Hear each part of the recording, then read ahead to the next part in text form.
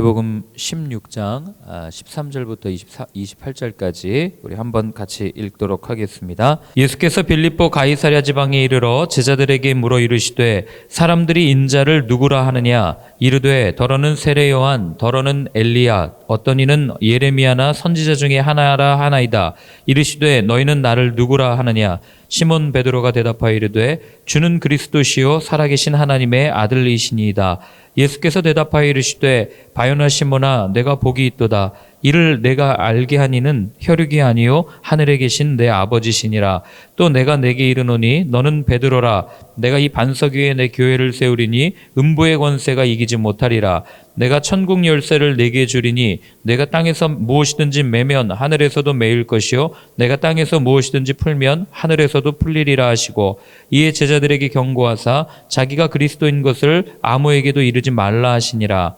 이때로부터 그리스도께서 자기가 예루살렘에 올라가 장로들과 대제사장들과 서기관들에게 많은 고난을 받고 죽임을 당하고 제3일에 살아나야 할 것을 제자들에게 비로소 나타내시니 베드로가 예수를 붙들고 항변하여 이르되 주여 그리 마옵소서 이 일이 결코 주께 미치지 아니하리이다.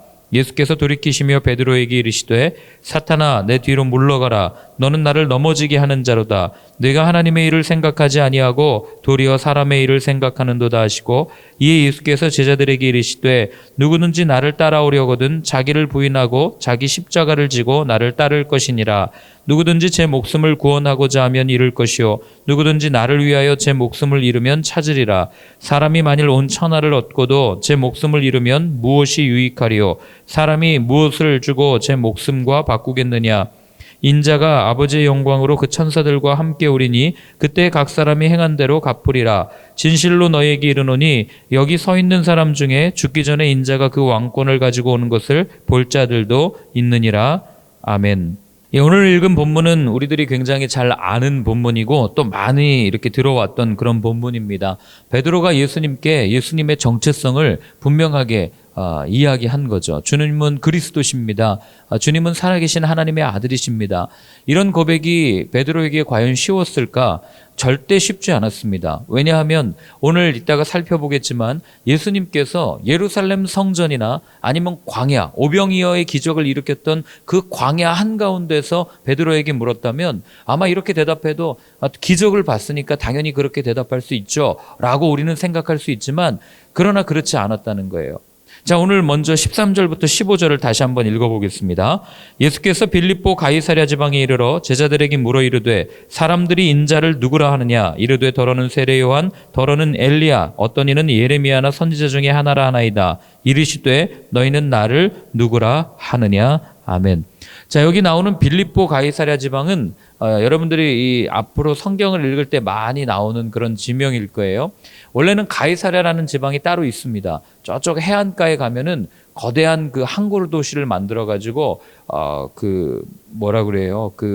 로마가 또 이 엄청나게 많은 무역을 이루었던 도시가 가이사랴라는 지방인데 이 로마가 가이사 아구스토라고 하는 황제가 이 지역을 점령하고 나서 이 지역을 누구에게 맡겼냐면 헤롯 대왕에게 맡겨요. 그러니까 헤롯이 이 자기에게 맡겨진 이 지방을 잘 관리하기 위해서 이 지역에 도시를 짓습니다. 그런데 이 지역이 어디였냐면 우리가 구약 성경에 나오는 단지파가 차지했던 땅이에요. 단지파가 어디까지 갑니까? 저 위쪽에 있는 헬몬산까지 가잖아요. 그 헬몬산은 오늘날도 가면은 우리가 이스라엘 광야 이러면 굉장히 메마르고 척박한 땅으로 생각하지만 그러나 헬몬산에 지금도 그 공원에 가면은 굉장히 뭐라 그래요? 그냥 이스라엘 같지가 않은 그런 지역이에요. 물도 많고 깨끗하고 과일도 많고 또 얼마나 이 풍요로운 땅인지 모릅니다. 풍성한 땅인지 몰라요. 그런데 유대인들은 그 땅을 별로 좋아하지 않았습니다. 그렇게 풍요로운 땅임에도 불구하고 왜 굳이 그렇게 광야와 같은 메마른 땅에서 그렇게 지지고 볶고 살았는지 지금도 이해가 되지 않지만 그러나 성경을 보면 답은 나오죠. 그 지역은 헤롯에게 주어진 땅이었어요. 그러니까 이방인들이 득실득실 거리는 땅이었죠. 로마 사람들이 왔다 갔다 하는 땅이었습니다. 그러니 이 유대인들, 이방인을 사람도 보다 못하게 생각하는 이 유대인들이 볼 때는 그 땅은 별로 안 좋은 땅이었던 거죠. 그러나 그 땅은 굉장히 좋은 땅입니다. 눈으로 보기에. 그곳에 헤롯이 어떤 일을 하냐면 거대한 도시를 지어요. 그리고 그 지역은 뭐로 유명하냐면 큰 절벽 같은 이런 기괴한 암석들로 유명합니다. 그래서 제가 그 보여드린 그 사진을 보면은 거기에 이제 그 첫 번째 사진이 바로 빌립보 가이사랴 지역에 있었던 그 큰 도시입니다. 거기에 뭐냐면 가운데가 이게 로마의 황제를 위한 신전이에요. 큰 문이. 그리고 왼쪽에 있는 게 판이라고 하는 반신, 반은 사람이고 반은 동물인데 이 염소와 사람이 결합되어 있는 신입니다. 농업의 신으로 알려져 있는 로마의 신인데 그 신을 섬기는 게 바로 이 왼쪽에 있는 그런 신전이었어요. 그리고 이 지역에는 7개의 신전이 있었습니다. 그러니까 헤롯이 우리는 로마의 시민입니다. 우리는 로마의 황제를 숭배하는, 당시 로마 황제가 신이었잖아요. 그러니까 그 신을 숭배하는 우리는 그런 시민입니다라고 하는 굉장히 자랑스럽게 만들어 놓은 도시가 이런 도시였어요. 그리고 보시면 알겠지만 왜 신전이 벽에다가 이렇게 붙어져 있냐면 이게 절벽이거든요. 그러니까 이 벽에 딱 붙여서 신전을 지으면 어떤 것이 와도 무너지지 않을 거야라는 사람들의 생각이 이 안에 담겨져 있는 거예요. 그리고 두 번째 사진을 보면 그게 이제 판 신전이라고 하는 그 안쪽에 붙어 있던 이 하데스의 입구라고 하는, 지옥의 입구라고 하는 이런 구멍이에요. 큰 동굴입니다. 여기에다가 이제 제물을 드린 거죠. 그런데 이 동굴은 지옥의 입구잖아요. 이 동굴을 누가 막을 수 있냐면 오직 황제만이 막을 수 있다. 왜요? 황제는 신이니까. 그래서 황제의 신전까지 거기다 지어놓은 거예요. 그런데 이 지역이 얼마나 풍요로웠냐면 그 다음 세 번째 사진을 보면 이게 이제 그 물이 나오는 지역인데 이게 수원지입니다. 물이 여기서 계속 솟아올라요. 그래가지고 이 물이 밑으로 계속 흘러내리는 겁니다. 그러니까 이 지역은 굉장히 풍요롭고 오늘날로 얘기하면 문화가 발달된 거예요. 왜냐하면 이 신전들 앞에서는 수많은 연극도 행해졌고 그리고 또 많은 축제들이 벌어졌기 때문에 어떻게 보면은 굉장히 대도시다운 모든 도시의, 오늘날 우리가 생각하는 도시의 모든 요소를 다 가지고 있었던 도시가 빌립보 가이사랴라고 하는 도시였어요. 그러니까 헤롯이 이 지역에 이름을 지어놓고 자기 이름을 붙여가지고 빌립보 가이사랴 이렇게 부른 거죠. 그러니 이렇게 거대한 신전과 절대 무너질 것 같지 않은 이런 문화, 그리고 또 이런 도시 앞에서 예수님이 물으시는 거예요. 사람들은 저 거대한 튼튼한 돌이 자신들을 지켜줄 것이라고 생각하는 이런 때에, 이런 그렇게 신전을 만들어 놓고 풍부한 이 솟아나는 물을 섬기면서 로마 황제가 신이라고 여겨지는 이런 한 가운데서 물으신 거죠. 사람들은 나를 누구라고 하느냐? 사람들이 얘기하는 거죠. 어떤 사람은 세례 요한이라고 얘기하고 엘리야라고도 얘기하고 또 예레미야 선지자 중에 하나라고 얘기합니다. 무슨 얘기예요? 사람들은 당신을 신이 아니라 그냥 인간으로 봅니다. 그 얘기를 하고 있는 겁니다. 신전 앞에서. 그리고 당연히 그러겠죠. 사람의 모습으로 오셨으니까. 그런데 거기서 베드로가 기가 막힌 대답을 하는 거죠. 여러분, 이 질문은요, 오늘을 사는 우리에게도 동일하게 던져지는 질문입니다. 어떤 질문이에요?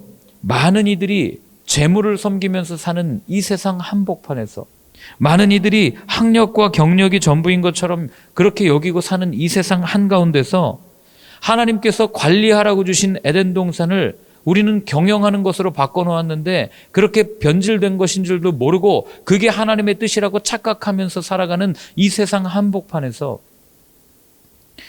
마케팅을 중요하게 여기고 복음으로 사람이 살아나는 것을 중요하게 여기는 것이 아니라 어떻게 하면 더 많은 사람이 모이고 어떻게 하면 우리의 이 복음을 조금 더 값지게 포장을 해서 세상에 판매할 수 있을까를 고민하는 그런 현실 한복판에서 예수님이 우리에게 물으시는 거예요. 너는 나를 누구라고 하느냐? 여러분은 뭐라고 대답하시겠습니까? 여러분, 우리가 나는 세상 문화를 섬기지 않아 라고 이야기하지만 우리의 삶 속에 얼마나 많은 세상 문화를 섬기고 있는 모습들이 우리 가운데 나타나는지 몰라요.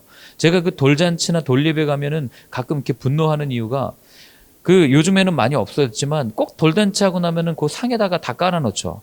아기가 뭘 집나 보려고. 거기에 뭘 깔아요? 그 까는 게 부모가 섬기고 있는 거예요. 거기에 깔아놓는 게 이 세상 사람들이 섬기고 있는 가치관이라고요. 근데 우리는 그게 우상인 줄도 모르고 그냥 문화련이 하고 거기다 깔아놓고 그래서 섬기고 있단 말이죠. 여러분, 정말 한 아이가 붙들어야 될 거는 하나님이고 하나님의 말씀이지 돈이 아니라고요. 직업이 아니라고요. 경력이 아니라고요. 인기가 아닙니다. 하나님이 한번 후 불면은 우리의 손에 가득 쥐어졌다가도 없어질 게 그런 것들이고, 또 하나님께서 한번 그냥 몰아주시기 시작하면 아무것도 없는 데서 시작했지만 한꺼번에 들어오는 것들이 다 그런 것들이에요. 바람에 날리는 겨와 같은 것들을 붙잡는 인생이 되라고 아기가 어려서부터 그걸 시작하고 있으니 여러분 그걸 보는 하나님의 마음이 얼마나 답답하시겠냐고요. 우리는 과연 예수님을 뭐라고 고백합니까? 사람들은 평가해요. 예수님은 우리의 치료자입니다. 예수님은 우리의 선구자입니다. 예수님은 우리의 선생님입니다. 예수님은 우리의 종교 지도자입니다. 그렇다면 우리는 예수님을 어떻게 평가해야 되겠습니까? 여러분은 예수님을 어떻게 믿으십니까? 정말 그분이 아까 우리가 불렀던 찬양처럼 우리의 영광의 왕이요, 우리의 평강의 왕이요, 우리의 구세주고 우리의 구원자고 우리가 따라갈 뿐이라고 정말 그렇게 믿고 계십니까? 이 질문에는 답할 필요가 없습니다. 이거는 답할 질문이 아니라 그냥 우리가 살아낼 질문이기 때문에 그래요. 우리가 사는 모습을 보면 정말 우리가 주님을 주님으로 인정하고 살고 있는지, 아니면 주님을 그냥 다른 많은 신 중에 하나로 섬기고 있는지가 분명하게 드러나는 거죠. 여러분, 그분이 정말 구원자 구세주라면은요, 세상 속에서 그분을 붙들고 걸어가게 돼 있어요.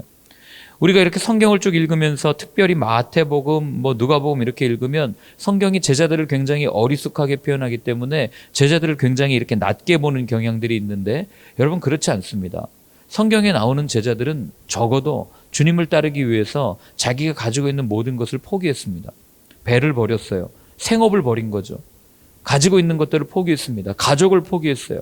그러면서 주님을 따랐다고요. 그렇기 때문에 그들의 출발, 그들의 그 제자됨의 시작을 가만히 바라보면 그들의 출발은 우리보다 훨씬 더 낫다는 걸 알게 됩니다. 여기 계신 분들 중에 혹시 극단적인 예 같지만 내가 가지고 있는 것을 다 포기하고 예수님을 따르신 분 계십니까? 이 질문 앞에서 저조차도 과연 내가 가지고 있는 걸 다 포기하고 나는 주님을 따를 수 있는가? 부끄럽지만 선뜻 예라고 이렇게 대답할 수 없는 그런 질문이라는 것을 우리는 느끼지 않습니까? 이게 굉장히 극단적인 예 같지만요, 여러분 성경 보세요. 때로는 주님께서 우리에게 굉장히 극단적인 것을 요구하실 때가 있습니다. 오늘 우리에게 던져지는 이 질문, 너는 나를 누구라고 하느냐? 이 질문 앞에 예, 주님, 베드로와 같이 그렇게 대답할 수 있는 저와 여러분들의 신앙이 되었으면 좋겠습니다. 자, 우리 이어서 베드로가 뭐라고 대답하는지 한번 보겠습니다. 16절부터 20절까지입니다. 시몬 베드로가 대답하여 이르되 주는 그리스도시요 살아계신 하나님의 아들이시니이다. 예수께서 대답하여 이르시되 바요나 시몬아 내가 복이 있도다. 이를 내게 알게 하니는 혈육이 아니요 하늘에 계신 내 아버지시니라. 또 내가 내게 이르노니 너는 베드로라. 내가 이 반석 위에 내 교회를 세우리니 음부의 권세가 이기지 못하리라. 내가 천국 열쇠를 내게 주리니 내가 땅에서 무엇이든지 매면 하늘에서도 매일 것이요 내가 땅에서 무엇이든지 풀면 하늘에서도 풀리리라 하시고, 이에 제자들에게 경고하사 자기가 그리스도인 것을 아무에게도 이르지 말라 하시니라. 아멘. 자, 베드로의 대답이 기가 막힙니다. 자기 눈앞에 보이는 모든 신전을 바라보면서, 그리고 그 앞에 지금 예수님 한밤중에 깜깜할 때 아무도 모를 때 가신 게 아니에요. 모든 사람들이 나와서 지금 베드로의 눈앞에는 그 신전에 드리는 여러 가지 제물들이 눈에 보였을 거고, 그리고 또 많은 사람들이 신을 숭배하는 모습들이 보였을 거예요. 그리고 그 신들이 우리를 지켜준다. 봐라. 그 신이 세워준 이 도시를 봐라. 그 신이 풍요롭게 해준 이 먹거리들을 봐라 하면서 이렇게 말하고 있는 그 한가운데서 베드로가 지금 뭐라고 고백하냐면 오직 주님만이, 오직 예수님만이 그리스도십니다. 구세주이십니다. 그리고 주님은 하나님의 아들이십니다. 이 고백을 한 거예요. 여러분, 이 얘기를 들으면서 그때 예수님이 그러시거든요. 뭐라고 얘기합니까? 그래, 너 참 복 있다. 그렇게 얘기해요. 네? 예수님이 제가 예수님이었으면 야, 그래, 역시 넌 수제자야. 너 잘했다. 내가 잘 키웠다. 이렇게 반응하시지 않았겠어요? 저였으면 그랬을 거예요. 야, 바다에서 너 고생하는 거 건져 올린 보람이 있네. 이렇게 생각하시지 않았겠습니까? 그런데 베드로에게 오늘 말씀하시는 게 뭐냐면 너 참 복 있다라고 얘기해요. 여러분, 여기에서 우리가 진짜 복이 뭔지를 알게 돼요. 진짜 복이 무엇이냐면 그 복은 여러분 우리가 무언가 우리에게 주어지는 게 아니라 복은 알아가는 거예요. 뭘 알아가는 겁니까? 주의 말씀을 알아가는 게 이게 진짜 복이구나. 이걸 우리는 알 수 있는 거죠. 시편은 이렇게 얘기합니다. 복 있는 사람은 악인들의 꾀를 따르지 아니하며 죄인들의 길에 서지 아니하며 오만한 자들의 자리에 앉지 아니하고 오직 여호와의 율법을 즐거워하여 그의 율법을 주야로 묵상하는 도다. 아멘. 이렇게 되어 있죠. 우리는 이걸 읽으면서 그 복 있는 사람을 이 율법에 한정 지어놔요. 하나님의 말씀에 한정 지어놓는다고요. 그런데 오늘 여기 나오는 말씀 율법은 뭐예요? 하나님 자체예요. 예수님 자체예요. 말씀이 육신이 되어 이 땅에 오셨다면서요. 그러니까 진짜 복 있는 사람은 어떤 사람이에요? 늘 주님이 어떤 분인지를 묵상하는 사람이에요. 늘 주님이 누구신지를 알아가는 사람이라고요. 그래서 성경이 말하는 진짜 복은 우리가 뭐 비나이다 해가지고 복이 내게 임한다. 뭐 중국에 가면 빨간 거 붙여놓고 복주머니 그려놓고 복이 이쪽으로 들어오게 해라. 이렇게 주어지는 게 아니라 복은 그분을 알아감으로 그분과 동행할 때 주어진다는 기보다는 그분을 알아갈 때 우리에게 펼쳐지는 그런 하나의 삶의 모습, 이게 진짜 성경이 말하는 복이라는 거죠. 그러니까 오늘 베드로에게 주님 말씀하시는 거예요. 너 참 복되다, 그렇게 얘기를 하는 거죠. 그리고 나서 베드로에게 이런 말을 합니다. 내가 그 고백 위에, 뭐 성경은 고백 위에라고 분명하게 표현하지 않아요. 내가 이 반석 위에 교회를 세운다고 얘기해요. 그래서 초대교회는 뭐 그 전통을 따르는 지금까지의 그 로마 카톨릭 교회는 교회가 어떻게 시작되었느냐? 베드로에게서부터 시작됐다. 그래서 1대 교황이 베드로고 이렇게 쭉 넘어가거든요. 그런데 이 헬라어 원문을 가만히 보면 이 반석 위에라는 게 이라는 말이 그 앞에 있는 베드로의 고백을 받는다는 걸 알죠. 그렇기 때문에 교회는 어디에서부터 시작되느냐? 예수님이 그리스도시요 살아계신 하나님의 아들이시다라고 하는 이 믿음의 고백 위에서 시작된다는 거예요. 그러니 교회는 눈에 보이는 건물이 아니라 내가 예수를 그리스도로 고백하고 내가 주님을 온전히 믿고 그 믿는 그 믿음에서부터 시작된다면, 여러분 오늘 여기 앉아서 함께 예배드리는 우리 각자 우리가 그렇게 고백하는 우리의 신앙 생활 이 자체가 하나님 보시기에는 진정한 교회라는 걸 알게 되는 거죠. 그렇기 때문에 우리가 이 땅에서 매면 하늘에서도 매일 것이고 이 땅에서 기도하면서 풀어가면 하늘에서도 풀릴 거다, 이 말씀을 해주시는 거고, 결국에는 이런 사람들이 모여서 큰 공동체를 이룰 때 예수님이 가르쳐 주신 기도가 이루어지는 거예요. 아버지의 뜻이 하늘에서 이루어진 것 같이 땅에서도 이루어지게 하옵소서. 우리가 이 땅에서 열심히 주님을 따라가면서 주님을 알면서 그 고백으로 그렇게 살아낼 때 우리가 이 땅에 가서 이 땅에 있는 여러 가지 문제들을, 그 환경 문제나 뭐 여러 가지 문제들이 있지 않습니까? 이런 문제들을 주님의 마음으로 풀어갈 때 하늘에서 풀리고 이 땅에서 풀리고, 이게 그 비밀이 여기 안에 담겨져 있는 거죠. 그렇기 때문에 우리가 늘 매 순간 우리의 믿음을 어떤 모습으로 고백하느냐, 주님을 우리가 어떤 모습으로 바라보느냐가 이렇게 중요한 거예요.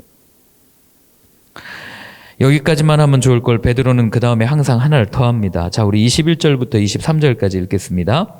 이때로부터 예수 그리스도께서 자기가 예루살렘에 올라가 장로들과 대제사장들과 서기관들에게 많은 고난을 받고 죽임을 당하고 제3일에 살아나야 할 것을 제자들에게 비로소 나타내시니, 베드로가 예수를 붙들고 항변하여 이르되 주여 그리 마옵소서, 이 일이 결코 주께 미치지 아니하리이다.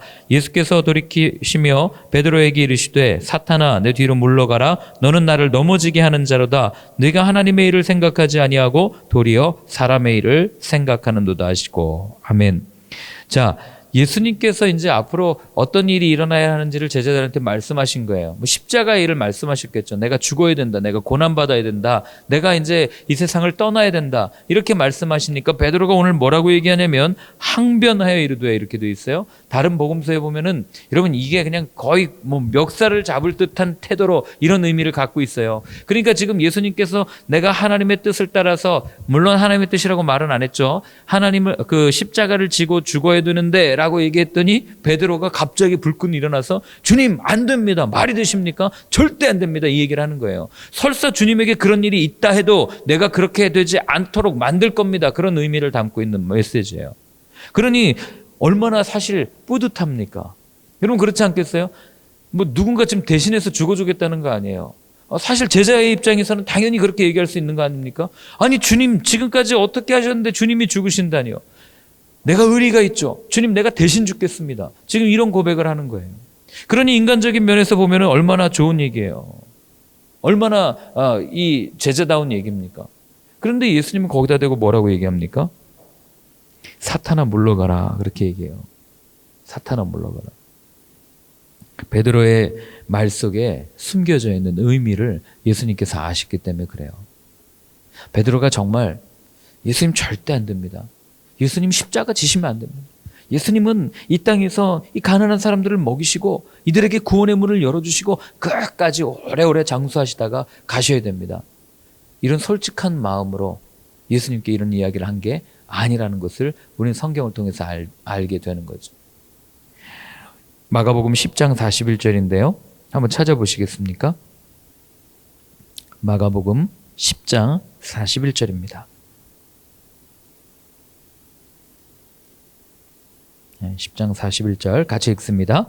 열제자가 듣고 야고보와 요한에 대하여 화를 내거늘. 아멘. 자, 이게 무슨 얘기냐면 그 앞부분도 있는데 너무 아침에 다 읽으면 길어서 제가 줄였습니다. 그 앞부분의 얘기를 잠깐 드리면 야고보와 요한이 예수님을 찾아와요. 예루살렘으로 가는 길에. 그래서 뭐라 그러냐면 주님의 나라가 임하면 이쪽에 한 자리, 이쪽에 한 자리 주십시오. 주님의 나라가 펼쳐지면 뭐 예를 들면 국방부 장관 자리 하나 주시고 그 다음에 국무총리 자리 하나 주시고 뭐 이렇게 지금 청탁을 한 거예요. 그랬더니 예수님이 뭐 이렇게 얘기를 했겠죠. 그리고 나서 이 제자들이 이걸 다 들은 거예요. 야고보와 요한이 로비를 벌였다더라. 그러니 그 제자가 듣고 오늘 뭐라고 그러냐면 열 제자가 듣고 야고보와 요한에 대하여 화를 냈다 이렇게 돼 있죠. 이 화는요 그냥 뭐 너 어떻게 그럴 수 있어 이게 아니라 완전히 열받은 거예요. 너희 자식들 니네끼리만 가가지고 잘 살겠다고 그래? 이렇게 화를 낸 거죠. 왜 화를 냈겠어요? 화를 냈다는 얘기는 본인들을 빼고 이야기한 것에 지금 화를 낸 거예요. 그러니까 하나님의 나라가 임할 때에 우리도 한 자리씩 해야 되는데 더군다나 베드로는 모든 제자들에게 수제자로 인정받던 사람 아니에요. 넘버 원이었어요. 그러니까 하나님의 나라가 임하면 그 누구보다 더 많은 분량을 상속받고 그 누구보다도 더 많은 것을 보장받아야 될 사람이 베드로라고 자신은 생각하고 있었단 말이에요. 그런데 지금 야고보와 요한 지들만 가가지고 한 자리씩 달라 그러고 베드로는 아무것도 모르는 상태에서 지금 이렇게 분노하는 거죠. 그러니 예수님께서 내가 이제 십자가를 지고 죽어야 돼, 내가 이 세상을 떠나야 돼라고 이야기하실 때 베드로가 왜 이렇게 분노하면서 항변했겠냐고요. 주님 무슨 말씀이십니까? 이제 시작인데, 이제 사람들이 주님을 따르는데, 그리고 주님의 나라가 임하면 아니 우리는 어떻게 합니까? 나는 배도 버리고 여기까지 쫓아왔는데 뭔가 좀 보상은 해줘야 되지 않습니까? 하는 그런 베드로의 마음이 이 말 안에 숨겨져 있는 거예요. 그러니까 예수님께서 하시는 말씀이 뭐예요? 사탄아 물러가라. 네가 사람의 일만 생각하냐 어떻게 해? 하나님의 뜻은 생각하지 않냐? 지금 그렇게 정확하게 말씀해 주신 거예요. 하나님의 뜻을 생각했다면 본인께서 죽으심으로, 예수님께서 죽으심으로 수많은 사람을 살려야 되는 그 아버지의 마음을 알았더라면 베드로가 이렇게 말하면 안 되죠. 주님 그래요. 주님께서 십자가를 지셔야만 나뿐만 아니라 많은 사람들, 아니 모든 사람들이 살아날 수 있기 때문에 그 길을 걸어가셔야 됩니다. 제가 옆에서 잘 보조하겠습니다. 이렇게 말하는 게 정상이었다고요. 그런데 베드로는 그렇지 않았던 거죠. 예수님 죽으면 안 되죠. 우리가 배팔고 여기까지 왔는데 말이에요. 그리고 또 주님은 그리스도시잖아요. 메시아시잖아요. 기적도 보여주셨잖아요. 근데 무슨 말씀이십니까? 여러분 그렇기 때문에요. 아무리 좋아 보이는 신앙일지라도 아무리 주님을 나의 주님으로 고백하는 그런 고백을 드렸다 할지라도 그것이 욕심을 기반으로 한 신앙, 욕심을 기반으로 한 믿음이라면 우리의 믿음은 사탄의 도구가 될 수 있다는 거예요. 이게 굉장히 무서운 겁니다. 그래서 바울이 얘기하죠. 선줄로 생각한 자는 넘어질까 조심하라. 겉으로는 주님을 따르는 것 같이 보여요. 그러나 가만히 보면 그렇지 않다는 걸 우리는 모를 수 있어요. 그러나 주님은 아십니다. 그래서 어제도 마음을 그렇게 우리가 잘 잡자라고 말씀드렸던 이유가 거기 있는 거예요. 그러니 여러분 오늘날 이게 누가 누구를 평가할 것도 없어요. 뭐 어떤 교회가 잘못됐니, 뭐 어떤 목사가 어떤 장로가 이럴 필요도 없어요. 그냥 나 자신을 보고 나만 똑바로 걸어가면 됩니다. 나도 똑바로 못 걷는데 누가 누구를 비난하고 누가 누구를 지적하겠어요? 그렇기 때문에 여러분 스스로가 이 말씀 앞에 서서 내가 바라보는 예수님은 내 욕심을 투영한 예수님인가, 내가 바라는 소원의 안경을 끼고 예수님을 바라보고 있지는 않은가, 우리 이거 한번 생각해 봐야 되는 거죠.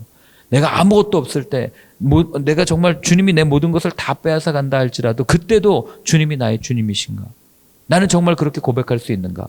아니 그렇게 살아낼 수 있는가? 한번 생각할 수 있는 하루가 되셨으면 좋겠습니다. 마지막으로 그래서 이렇게 말씀하십니다. 24절부터 28절입니다.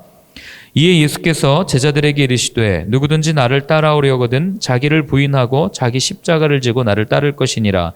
누구든지 제 목숨을 구원하고자 하면 잃을 것이요 누구든지 나를 위하여 제 목숨을 잃으면 찾으리라. 사람이 만일 온 천하를 얻고도 제 목숨을 잃으면 무엇이 유익하리요? 사람이 무엇을 주고 제 목숨과 바꾸겠느냐? 인자가 아버지의 영광으로 그 천사들과 함께 오리니 그때 각 사람이 행한 대로 갚으리라. 진실로 너희에게 이르노니 여기 서 있는 사람 중에 죽기 전에 인자가 그 왕권을 가지고 오는 것을 볼 자들도 있느니라. 아멘. 예수님께서 말씀하신 마지막 이 권면은 뭡니까? 자기 십자가를 지고 나를 따라오라는 거예요. 자기 십자가를 지고. 여러분, 자기 십자가가 뭐라고 생각하세요? 우리는 내 앞에 놓여져 있는 무거운 짐 또는 내 앞에 펼쳐져 있는 많은 문제들, 이런 게 내 십자가라고 생각합니다. 그러면 좋아요. 그게 십자가입니다. 그런데 그 이전에 생각해야 될 게 있어요. 여러분, 십자가가 뭐예요? 무거운 짐입니까? 그 이전에 십자가는 사용도구예요. 이걸 우리가 자꾸 놓치면 안 됩니다. 그러니까 주님께서 자기 십자가를 지고 나를 쫓아오라는 얘기는요, 죽으라는 말이에요. 이걸 뭐 어렵게 생각할 것도 없어요. 그냥 죽으면서 나를 따라오라는 거죠. 날마다. 바울도 그래서 나는 날마다 죽노라. 그게 같은 맥락 아니겠어요?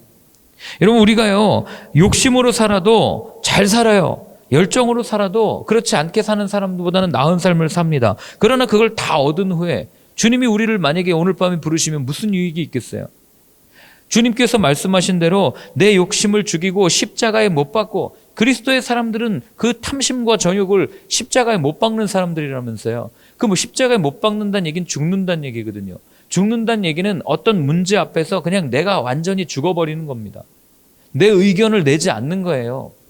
내 생각을 주장하지 않는 겁니다. 그게 죽는 거지. 시체가 무슨 반응이 있겠어요? 아무런 반응이 없어요. 근데 우리는 죽겠다고 이야기하면서 끊임없이 안 죽죠. 여전히 매일매일 저녁마다 기도할 때마다 하루를 이렇게 돌아보면서 여전히 펄떡거리는 내 자아를 보면서 왜 나는 죽지 않나, 이 고민을 하는 게 사실 저의 고민이에요. 그게 그리스도인들의 고민 아니겠습니까? 죽으라고 했는데 안 죽으니까. 그런데 비밀은 무엇이냐면 죽어야 산다는 겁니다. 죽어야 얻는다는 거예요. 죽으면 주님께서 높여주신다는 거예요. 근데 우리는 죽으면 끝이라고 생각하기 때문에 십자가를 못 지는 거죠. 그 십자가는 주님이 지시고 나는 그냥 그 뒤를 따라가겠습니다. 이게 솔직한 우리 마음 아니겠습니까? 여러분, 주님은 우리에게 분명하게 말씀하세요. 십자가를 지고 따라와라, 죽어라. 그 이유가 뭔지 아십니까? 마지막 말씀이 이 약속 때문에 그래요. 내가 반드시 올 거야. 이 약속 때문에 그렇습니다. 죽어도 죽는 게 아니야. 이 약속 때문에. 그렇기 때문에 이제 다시 오늘 이야기를 처음부터 쭉 정리를 하면, 여러분, 우리가 정말 주님을 그리스도로 고백하십니까? 그리고 주님을 나의 주님으로 믿으십니까? 그럼 결론은 그분이 다시 오셔서 나를 분명히 살리시고 그분이 완전히 낮아 있는 나를 완전히 높여주실 것을 믿는다면, 그런 능력을 가진 주님이시라면 여러분, 십자가 지고 온전히 죽으면서 하루하루를 살아가십시오. 그게 주님이 우리에게 요구하시는 그리스도인의 삶의 모습이고 제자의 삶의 모습이라는 겁니다. 그래서 오늘 한번 같이 기도할 때는요, 우리 이렇게 한번 기도했으면 좋겠어요. 주님, 우리는 중심에 늘 예수님을 두고 산다고 답을 하고 그런 줄 생각합니다. 그러나 삶 속에서 여러 가지 어려운 문제 앞에서 가만히 보면 내가 주님을 나의 중심에 모신 것이 아니라 내 생각과 내 의지와 내 뜻을 모시고 살 때가 얼마나 많은지 모르겠습니다. 주님이 연약한 우리의 모습 그냥 두지 마시고 정말 이제부터 베드로가 고백했고, 그리고 주님께서 또 권면하였듯이 주님을 나의 중심에 모시고, 그리고 내게 주어진 십자가를 지고 매일매일 순종하며 침묵하고 죽으며 걸어갈 수 있는 저희의 삶이 되게 하여 주옵소서. 우리 그렇게 한번 같이 기도하겠습니다. 이제는 우리 주 예수 그리스도의 크신 은혜와 하나님 아버지의 사랑과 성령의 인도하심이 내게 주어진 십자가를 지고 주님을 온전히 따르겠습니다 결단하며 다짐하는 모든 분들 머리 위에 이제로부터 영원까지 늘 함께 하여 주옵시기를 간절히 축원하옵나이다. 아멘.